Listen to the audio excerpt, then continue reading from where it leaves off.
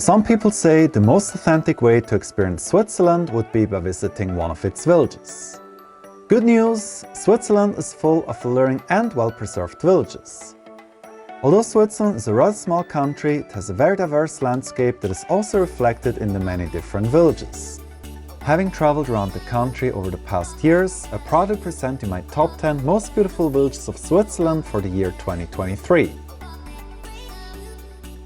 Hello everyone, welcome back to my channel. If you're new here, my name is Cemo. I'm a Swiss traveler, mostly posting videos about Switzerland and Southeast Asia. If you like this kind of content, definitely write in this channel here and you're most welcome to subscribe. Now let's hop right in with number 10, and that would be beautiful Marthalen.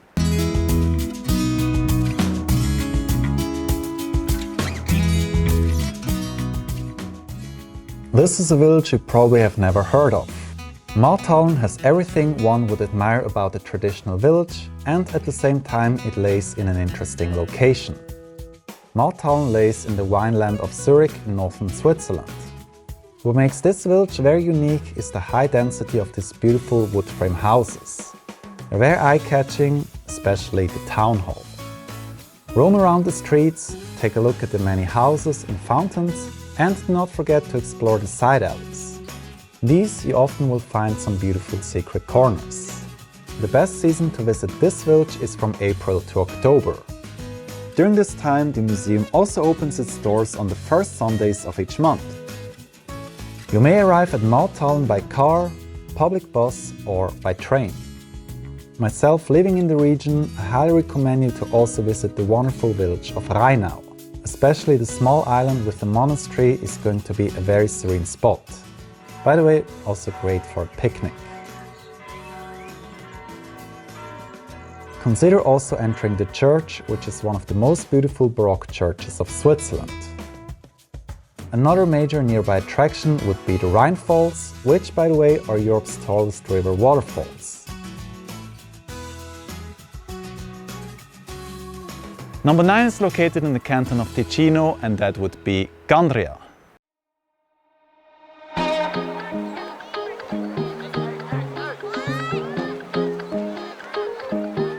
This village marks a big contrast to Marthalen as it's located in the Italian-speaking part of the country. Gandria is a beautiful fishing village at the Lago di Lugano, built on a steep slope. Most of the people take notice of the name Gandria when heading to Italy, but they're totally unaware of this beautiful hidden gem. Well, myself, I was for many years. Although Gandria can be reached by car, I prefer arriving there by boat, as the experience is just going to be a lot more pleasant and it's even going to feel very magical. Having arrived at the bottom, you will need to climb a couple of stairs and soon you will notice the pathway splitting into many directions. This is something I found very characteristic about this village. Plenty of alleys to explore and many wonderful houses to see. Some of them are even decorated with wisteria that are blooming in April and May. As you have so many ways to explore Gandria, you will have a lot to discover, thus take your time and you will find many wonderful photo spots. It's very nice to have lunch at the restaurants of this village. By the way, fish is considered to be the local specialty. Since you're in this region, you may also want to visit the nearby city of Lugano and then also Monte San Salvatore. Number 8 is still in the Italian-speaking part of Switzerland, however we're changing to the canton of Graubünden to Poschiavo.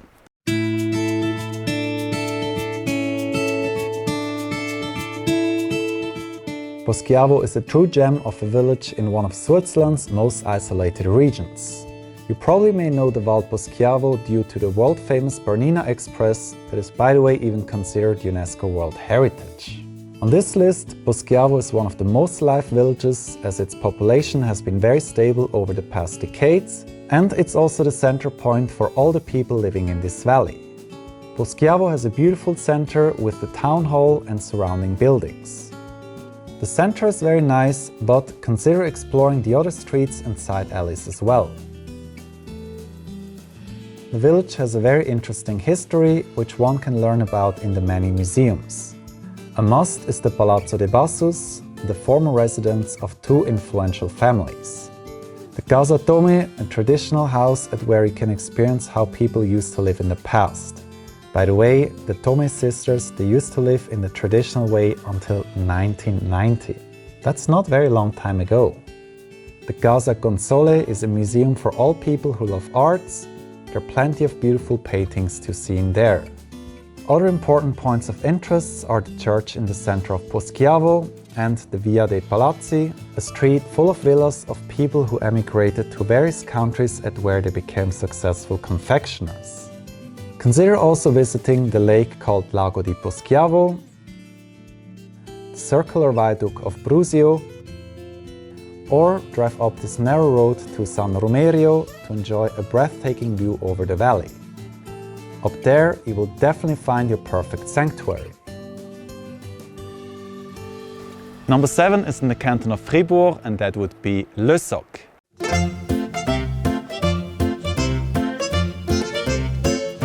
Laying close to Gruyères and Château, Lessoc is often overlooked. This village is small, but it really has its unique charm. Really nice is this large fountain in the center that is at the same time the most photographed subject of the village. There are many beautiful houses in the streets of Lessoc. Some of them are even decorated with large cowbells. Lessoc has some beautiful corners. Make sure to explore the lower part. From there you can get a nice view up to the church. Then this section around the fountain, as well as the upper part at the church. From the church itself you may get a pretty good view. The village of Lessoc is quickly explored. 1 hour should be enough.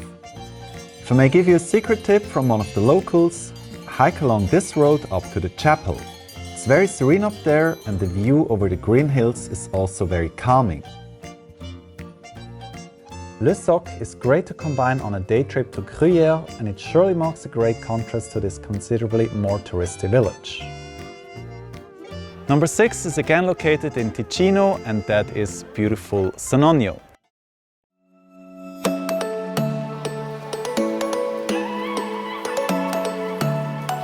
You probably may have heard of the Valle Verzasca. It's this valley with these unique clear waters at the Roman bridge of Lavartezzo. Most of the people make their way up to this spot, but they're totally unaware of this wonderful gem of Sonogno. Sonogno is the uppermost village of this valley, and it's mainly known among the Ticinese, or Swiss Germans, and tourists from Germany. This village is full of these beautiful traditional stone houses called rustici that are very stereotypical for the canton of Ticino. There are many charming alleys to explore, thus take your time when you're arriving in here. As you're roaming around, you probably may also get to notice these many icons. They're very common for Ticino. This part of Switzerland is traditionally very attached to the Christian Roman Catholic religion. Try out the local food. Very typical is polenta, mashed corn with gorgonzola cheese, or con stracching. That's how the local call it if it's with rabbit. After exploring this village, head up further to the Cascata La Froda, which is only 10 minutes away by walk. It's considered to be one of the most beautiful waterfalls in Ticino. At number 5, we move to the upper half of the top 10 list of the most beautiful villages of Switzerland for the year 2023, and that is beautiful Albinen.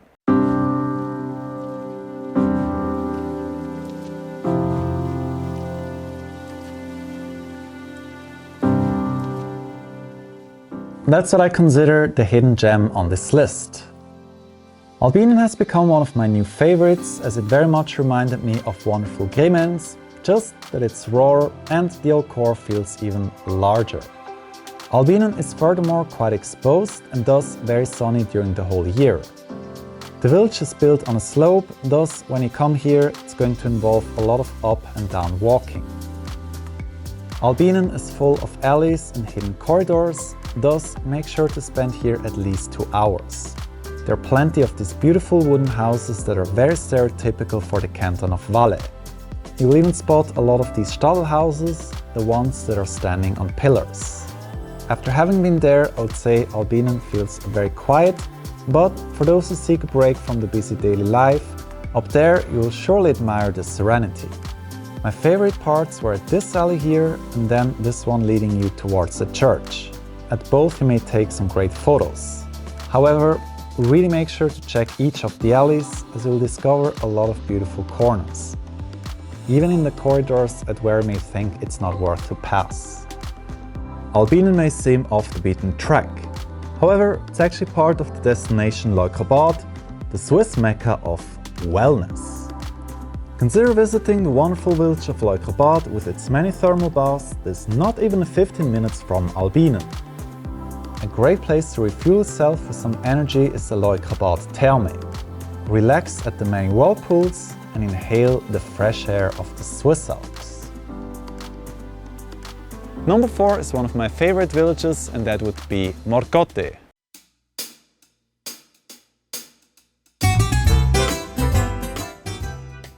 We're now heading to one of my very favorite villages of Switzerland, to wonderful Morcote, the backside of Mount San Salvatore.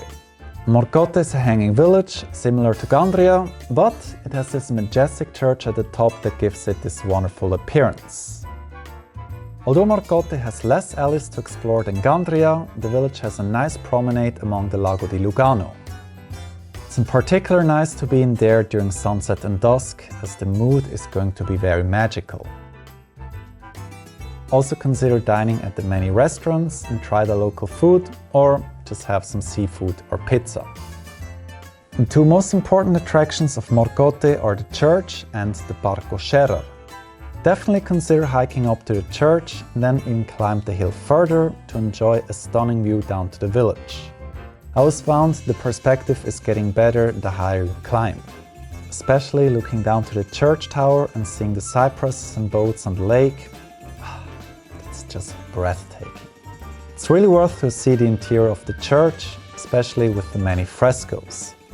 Also, the monumental cemetery, that's actually quite nice for a quick visit.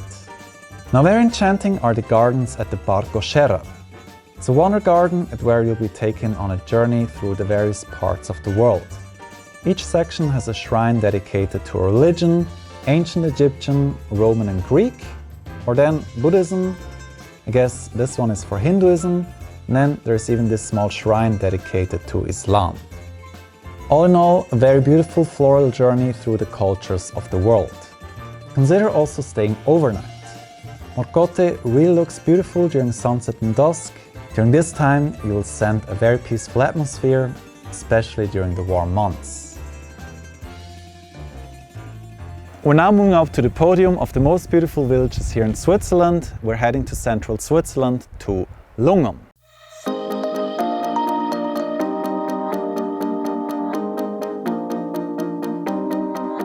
Lungern is one of the most hyped villages in all of Switzerland.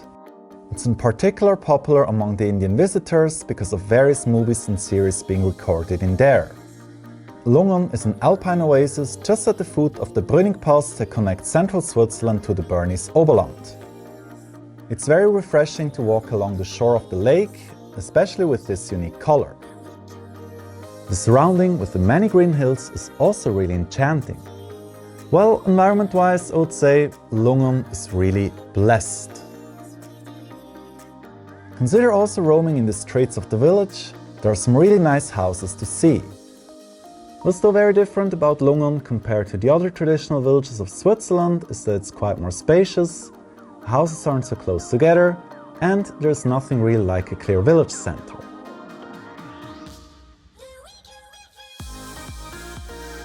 Number 2 is the winner of last year, and that would be beautiful Iseltwald.